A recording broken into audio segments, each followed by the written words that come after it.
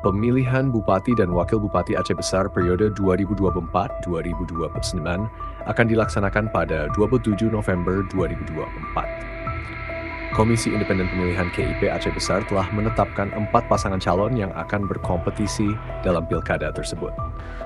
Berikut adalah daftar pasangan calon beserta nomor urut dan latar belakang mereka. 1. Muharram Idris dan Syukri A. Jalil.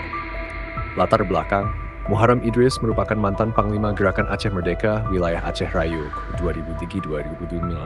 Sementara Syukri A. Jalil pernah menjabat sebagai staf ahli Bupati Aceh Besar Bidang Keistimewaan Aceh, Sumber Daya Manusia dan Kerjasama. Pasangan ini maju melalui jalur independen Mukhlis Basya dan TGK M. Jazuli. Latar belakang, Mukhlis Basya pernah menjabat sebagai Bupati Aceh Besar periode 2012-2011. Pasangan ini diusung oleh koalisi partai yang terdiri dari Partai Aceh, Nasdem, Demokrat, PBB, PPP, dan PDA.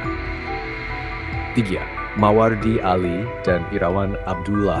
Latar belakang, Mawardi Ali adalah mantan Bupati Aceh Besar periode 2012-2022. Pasangan ini diusung oleh Partai Amanat Nasional PA dan Partai Keadilan Sejahtera PKS. 4. Musanif dan Sanusi Hashim, nomor urut Lempang. Musanif menjabat sebagai Ketua Umum DPP Pemuda Islam periode 2022-2027, sedangkan Sanusi Hashim dikenal sebagai teknokrat. Pasangan ini diusung oleh koalisi partai yang terdiri dari PKB, Golkar, Gelora, Giabithat, dan PAS Aceh.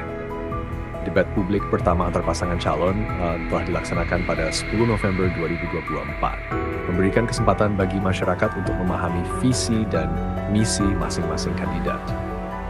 Masyarakat Aceh Besar diharapkan dapat menggunakan hak pilihnya dengan bijak pada 27 November 2024 untuk menentukan pemimpin yang akan membawa kemajuan bagi daerah tersebut selama 5 tahun ke depan.